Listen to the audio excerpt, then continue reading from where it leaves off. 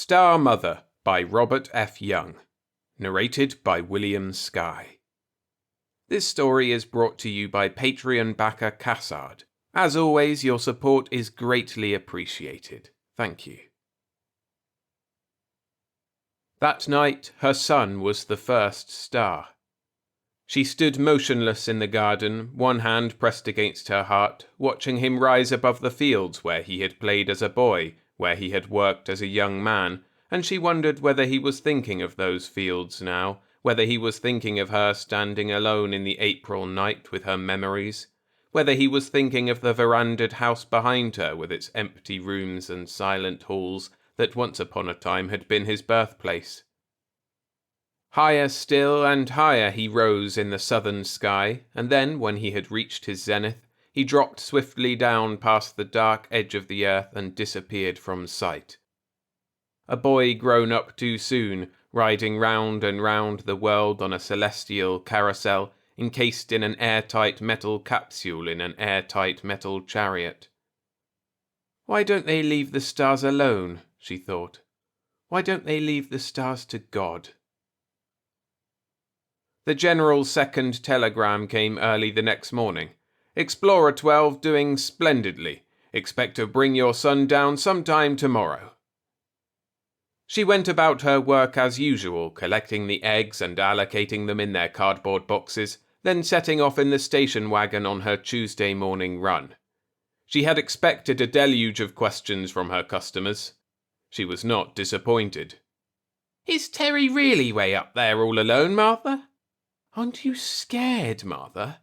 "Oh, I do hope they can get him back down all right, Martha."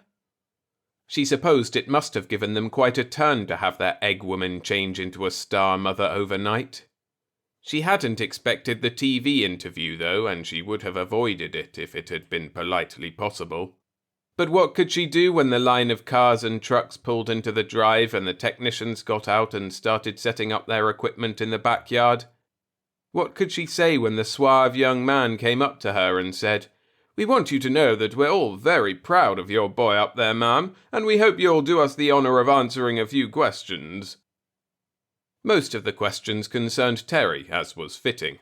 From the way the suave young man asked them, though, she got the impression that he was trying to prove that her son was just like any other average American boy, and such just didn't happen to be the case. But whenever she opened her mouth to mention, say, how he used to study till all hours of the night, or how difficult it had been for him to make friends because of his shyness, or the fact that he had never gone out for football, whenever she started to mention any of these things, the suave young man was in great haste to interrupt her and to twist her words by re-questioning into a different meaning altogether, till Terry's behaviour pattern seemed to coincide with the behaviour pattern which the suave young man apparently considered the norm, but which, if followed, Martha was sure, would produce not young men bent on exploring space, but young men bent on exploring trivia. A few of the questions concerned herself. Was Terry her only child? Yes. What had happened to her husband? He was killed in the Korean War. What did she think of the new law granting star mothers top priority on any and all information relating to their sons? "I think it's a fine law. It's too bad they couldn't have shown similar humanity toward the war mothers of World War II. It was late in the afternoon by the time the TV crew got everything repacked into their cars and trucks and made their departure. Martha fixed herself a light supper, then donned an old suede jacket of Terry's and went out into the garden to wait for the sun to go down. According to the timetable the General had outlined in his first telegram, Terry's first Tuesday night passage wasn't due to occur till 9:05. But it seemed only right that she should be outside when the stars started to come out. Presently they did, and she watched them wink on, one by one, in the deepening darkness of the sky.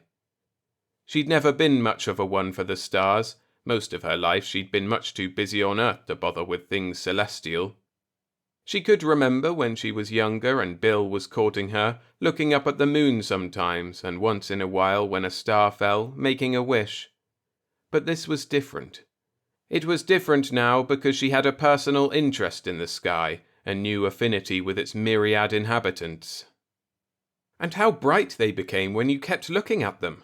They seemed to come alive almost, pulsing brilliantly down out of the blackness of the night. And they were different colours too, she noticed with a start. Some of them were blue and some were red, others were yellow, green, orange. It grew cold in the April garden, and she could see her breath. There was a strange crispness, a strange clarity about the night that she had never known before. She glanced at her watch, was astonished to see that the hand indicated 2 minutes after 9. Where had the time gone? Tremulously she faced the southern horizon, and saw her Terry appear in his shining chariot, riding up the star-pebbled path of his orbit, a star in his own right, dropping swiftly now, down, down, and out of sight beyond the dark wheeling mass of the earth.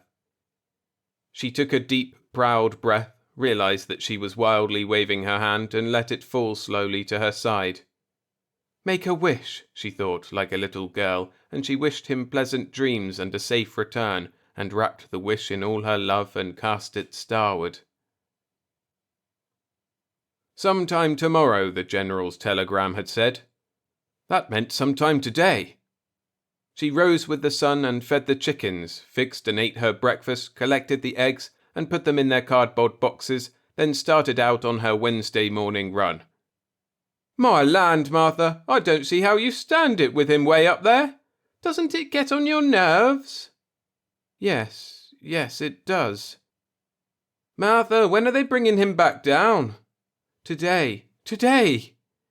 It must be wonderful being a star mother, Martha. Yes, it is, in a way. Wonderful and terrible. If only he can last it out for a few more hours, she thought. If only they can bring him down safe and sound. Then the vigil will be over, and some other mother can take over the awesome responsibility of having a son become a star. If only. The General's third telegram arrived that afternoon. Regret to inform you that meteorite impact on satellite hull severely damaged capsule detachment mechanism, making ejection impossible. Will make every effort to find another means of accomplishing your son's return. Terry! See the little boy playing beneath the maple tree, moving his tiny cars up and down the tiny streets of his make-believe village. The little boy, his fuzz of hair gold in the sunlight, his cherub cheeks pink in the summer wind. Terry! Up the lane the blue-denimed young man walks, swinging his thin, tanned arms, his long legs making near grown-up strides over the sun-seared grass. The sky blue and bright behind him, the song of cicada rising and falling in the hazy September air. Terry. Probably won't get a chance to write you again before take-off, but don't worry, Ma. The Explorer 12 is the greatest bird they ever built. Nothing short of a direct meteorite hit can hurt it, and the odds are 1,000,000 to 1. Why don't they leave the stars alone? Why don't they leave the stars to God? The afternoon shadows lengthened on the lawn, and the sun grew red and swollen over the western hills. Martha fixed supper, tried to eat, and couldn't. After a while, when the light began to fade, she slipped into Terry's jacket and went outside. Slowly the sky darkened and the stars began to appear. At length her star appeared, but its swift passage blurred before her eyes. Tires crunched on the gravel then, and headlights washed the darkness from the drive. A car door slammed. Martha did not move. Please, God, she thought, let it be Terry, even though she knew that it couldn't possibly be Terry. Footsteps sounded behind her, paused. Someone coughed softly. She turned then. Good evening, ma'am. She saw the circlet of stars on the grey epaulette. She saw the stern, handsome face. She saw the dark, tired eyes. And she knew. Even before he spoke again, she knew. The same meteorite that damaged the ejection mechanism, ma'am. It penetrated the capsule, too.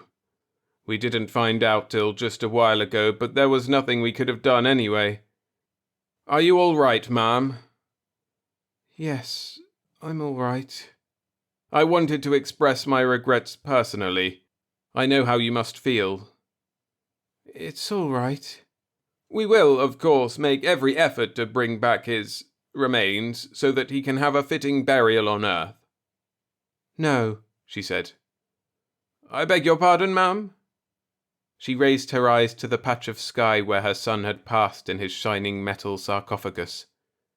Sirius blossomed there, blue-white and beautiful. She raised her eyes still higher and beheld the vast parterre of Orion with its central motif of vivid forget-me-nots, its far-flung blooms of Betelgeuse and Rigel, of Bellatrix and Saiph. And higher yet, and there flamed the exquisite flower-beds of Taurus and Gemini, there burgeoned the riotous wreath of the Crab, there lay the pulsing petals of the Pleiades, and down the ecliptic garden path, wafted by a stellar breeze, drifted the ochre rose of Mars. "No," she said again. The general had raised his eyes too. Now slowly he lowered them. "I think I understand, ma'am, and I'm glad that's the way you want it. The stars are beautiful tonight, aren't they?" "More beautiful than they've ever been," she said. After the general had gone, she looked up once more at the vast and variegated garden of the sky where her son lay buried. Then she turned and walked slowly back to the memoried house.